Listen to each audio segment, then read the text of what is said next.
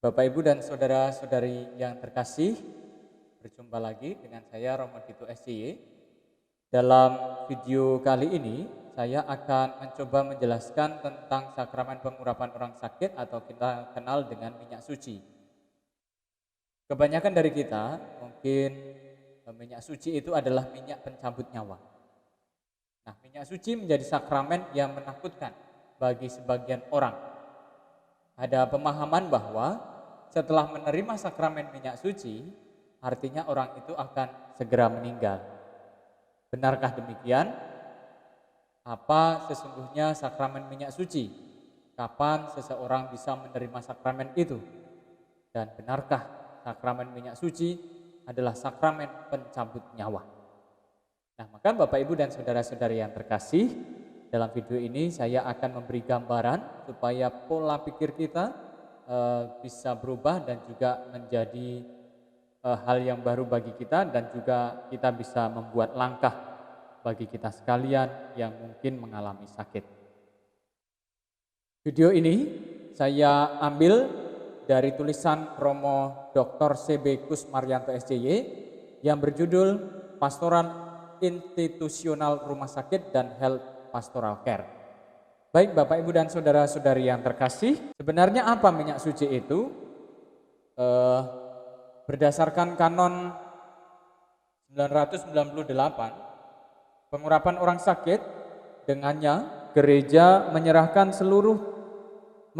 kepada Tuhan yang menderita dan dimuliakan umat beriman yang sakit berbahaya, agar ia meringankan dan menyelamatkan mereka, diberikan dengan mengurapkan minyak kepada mereka serta mengucapkan kata-kata yang ditetapkan dalam buku-buku liturgi. Itulah pengertian minyak suci. Nah, sedangkan manfaat dari sakramen ini dalam Katekismus Gereja nomor 1532 dijelaskan bahwa sakramen ini secara istimewa memberikan rahmat bagi si sakit dengan yang pertama, mempersatukan penderitaan si sakit dengan penderitaan Kristus demi kebaikan dia sendiri dan juga kebaikan seluruh gereja.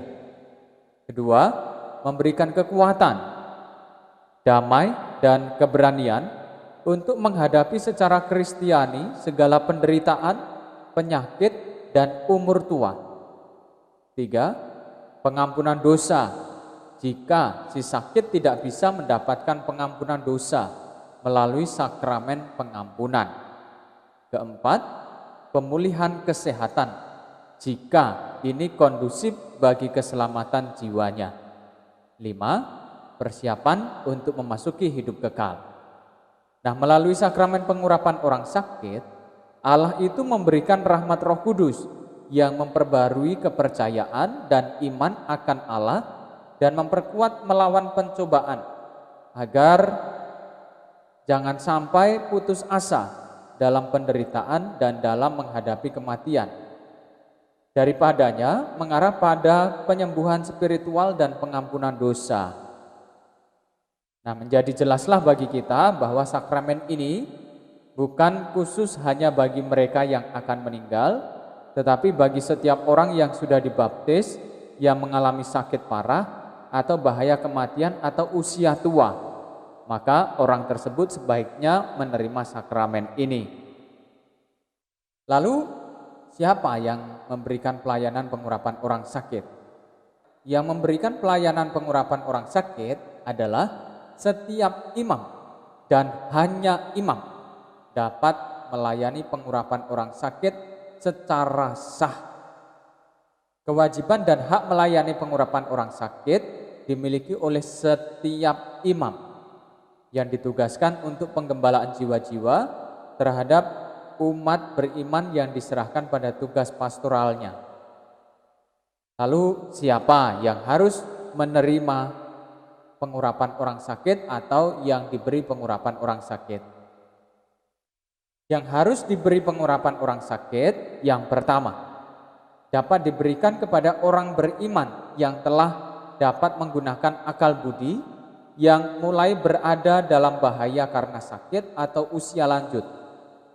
Kedua, sakramen ini dapat diulangi Jika si sakit setelah sembuh jatuh sakit berat lagi, atau jika masih dalam keadaan sakit yang sama, bahayanya menjadi semakin gawat.